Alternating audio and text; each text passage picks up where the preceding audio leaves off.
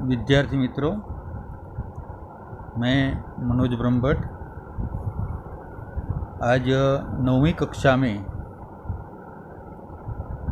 हिंदी विषय में हम दूसरा पाठ यानी कि गद्य विभाग में हमें दूसरा पाठ न्याय मंत्री दिया है, जिसका अध्ययन आज हम करेंगे।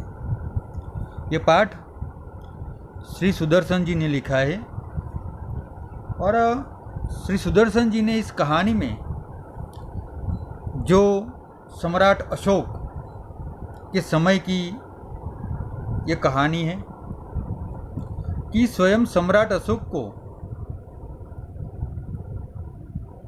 उनके दरबार में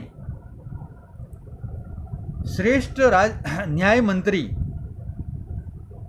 की वह खोज कर रहे थे कि मेरे राज्य में मुझे एक ऐसा श्रेष्ठ, एक निष्पक्ष न्याय मंत्री मिले। तो इस न्याय मंत्री की खोज के लिए वह स्वयं अपने राज्य में वह घूमने लगे। तो इस कहानी की जो शुरुआत है वह इस प्रकार लेखक ने की है कि एक दिन संध्या का समय था, चारों ओर अंधकार फैल चुका था। ऐसे में किसी ने बाहर से दरवाज़ा खटखटाया। कौन है? तो ब्राह्मण शिशुपाल ने थोड़ा सा दरवाज़ा खोलते हुए पूछा। सामने से जवाब आया, एक परदेसी।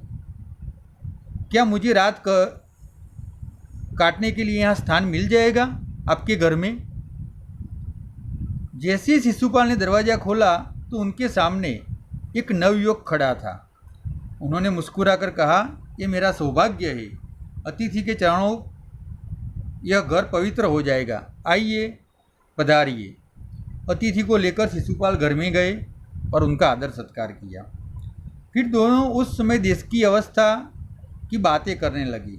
शिशुपाल ने कहा, आजकल बड़ा अन्याय हो रहा है, परंतु परदेसी इस बात से सहमत न था। वह बोला, दोष निकालना तो सुगम है, परंतु कुछ करके दिखाना कठिन है। शिशुपाल बोले, अवसर मिले तो दिखा दूँ कि न्याय किसे कहते हैं। तो आप अवसर चाहते हैं, फिर कोई अन्याय नहीं होगा? बिल्कुल नहीं। कोई अपराधी दंड भी न बचेगा? नहीं। परदेसी ने मुस्कुराकर कहा, ये बहुत कठिन काम है। जो ये परदेसी है ना, वह सम्राट अशोक है। और परदेसी के रूप में एक नवयुवक के एक साधारण वेश धारण करके आया है और शिशुपाल को पता नहीं है कि यह सम्राट अशोक है। तो परदेसी ने मुस्कुराकर कहा, ये बहुत कठिन काम है। ब्राह्मण के लिए कुछ भी कठिन नहीं है, मैं न्याय का डंका बजा कर दिखा दूंगा। परदेसी धीरे से मुस्कुराए पर कुछ न बोले। फिर कुछ देर बाद वह सो गए। सुबह उठकर परदेसी ने शिशुपाल को धन्यवाद देकर उनसे विदा ले ली। कुछ दिनों बाद शिशुपाल के घर कुछ सिपाही आए और उन्हें दरबार में चलने के लिए कहा। शिशुपाल सहम गए, डर गए।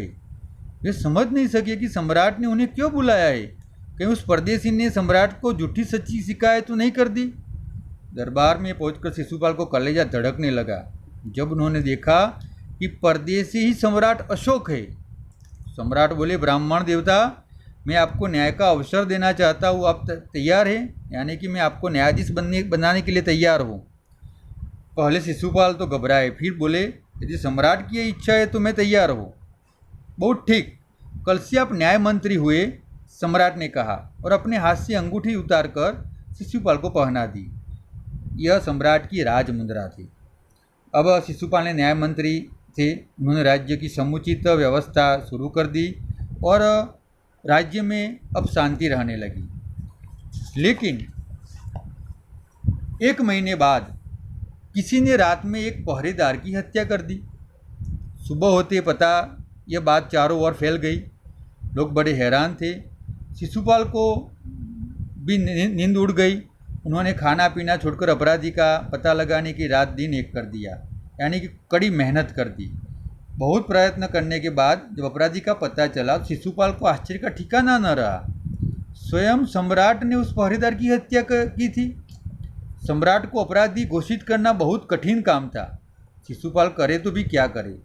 एक और न्याय मंत्री थे और दूसरी ओर सम्राट के सेवक।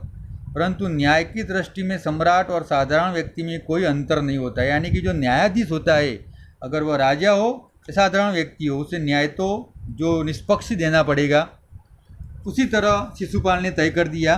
अगले दिन शिशुपाल दरबार में पहुँचे। सम्राट सिंहासन में बैठे हुए थे। आते उन्होंने शिशुपाल से पूछा, अपराधी का पता चला? न्याय मंत्री ने साहसपूर्वक कहा, जी हाँ, चल गया। तो फिर उसे उपस्थित करो, यानी कि हमारे सामने लाओ। न्याय मंत्री कुछ रोके, फिर अपने उच्च अधिकारी को संकेत करते हुए बोले, धनवीर, इन्हें गिरफ्तार कर लो, मैं आज्ञा देता हूँ। संकेत सम्राट की ओर था, यानी कि राजा की ओर था। दरबार में निस्तब्धता छा गई। सम्राट का चेहरा क्रोध से लाल हो गया। ये सिंहासन से खड़े हो गए और बोले, इतना साहस? न्याय मंत्री ने ऐसा भाव प्रकट किया जैसे कुछ सुना ही न हो। उन्होंने अपने शब्दों में फिर दोहराया, धनवीर, देखते क्या हो, अपराधी को गिरफ्तार कर लो। दूसरे क्षण में सम्राट हाथों से हथकड़ी पड़ गई। न्याय मंत्री ने कहा, अशोक, तुम पहरेदार की हत्या का आरोप लगाया जाता है, तुम इसका क्या उत्तर देते हो? सम्राट होठ काट कर रह गए।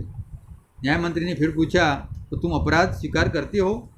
हाँ, मैंने मारा अवश्य है, पर वह उदंड, यानी कि वह अव्यवहारू था, अविवेकी व्यक्ति था।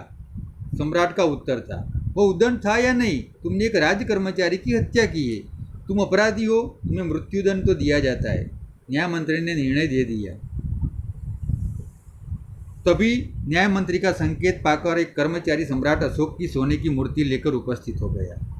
न्याय मंत्री ने खड़े होकर कहा, सज्जनों, यह सच है कि मैं न्याय मंत्री हूँ, और यह भी सच है कि मैं अपराधी को दंड मिलना चाहिए, परंतु अपराधी और कोई नहीं, स्वयं सम्राट है।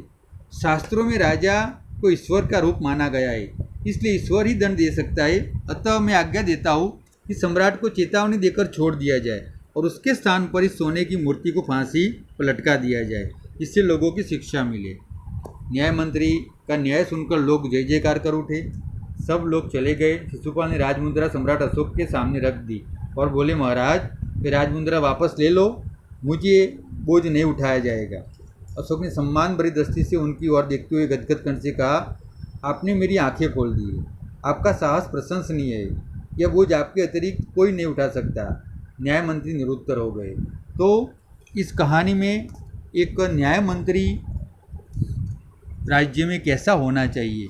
निष्पक्ष होना चाहिए। वह कोई राजा हो या कोई बड़ा व्यक्ति हो या छोटा व्यक्ति हो, न्याय निष्पक्ष तटस्थ न्याय होना चाहिए। इस कहानी का श्री सुदर्शन जी ने यहाँ उद्देश्य रखा है हमारे सामने। तो विद्यार्थी मित्रों, यह जो कहानी है, इस कहानी का जो मूल अर्थ हमें समझाया है लेखक ने, यही है कि न्याय मंत्री कैसा होना चाहिए, यानी कि न्याय किस तरह करना चाहिए। तो यह कहानी हमें सुदर्शन जी ने दी है। अब विद्यार्थी मित्रों, शब्दार्थ आपको लिखना है अपने नोट में, मुहावरे और स्वाध्याय प्रश्न 1 और 2 वह भी आपको आपकी नोटबुक्स में लिखना है। तो यहाँ हम कहानी को समाप्त करते हैं। तो विद्यार्थी मित्रों, ये कहानी न्याय मंत्री कहानी के बाद जो आप शब्दार्थ लिखते हैं, उस शब्दार्थ में आपको ध्यान रखना है कि परीक्षा में जो पाठ्यपुस्तक में से शब्दार्थ पूछे जाते हैं, मुहावरे का आपको अर्थ समझना है, यानी कि मुहावरे भी लिखना है, और प्रत्येक मुहावरे का अर्थ समझकर आपको नोट में वो लिखना है, क्योंकि यह भी परीक्षा में हम मुहावरे पाठ्यपुस्तक में से ही पूछते हैं। अब स्वाध्याय प्रश्न में एक एक वाक्य में उत्तर है। जो हमें इस पाठ्यपुस्तक में 8 प्रश्न दिए हैं, हम एक वाक्य में ही उसका जवाब आना चाहिए। और जो दूसरा प्रश्न है, विस्तार से उत्तर लिखिए, यानी कि यह 5-6 वाक्यों में जो जवाब है उसका उत्तर है वह आपको लिखना है। तो अगर आप नोट में एक वाक्य में जो ऊपर सूचना जो लिखी है, वही सूचना का हम पालन अवश्य करेंगे, और नोटबुक में उसे पाठ को फिर से अध्ययन करके उसके जो सचोट जवाब है, उत्तर है, वह आपको लिखना है। तो इसी तरह हमें फिर से मैं आपको बताता हूँ कि इस न्याय मंत्री कहानी, उनके पाठ का नाम, लेखक का नाम, आपको फिर से उसका एक बार अध्ययन करना है। अध्ययन करके बाद शब्दार्थ लिखना है, मुहावरे लिखना है और प्रश्न 1 और 2 यहाँ आपकी नोट में आपको लिखना है। तो यह काम आप अवश्य करें।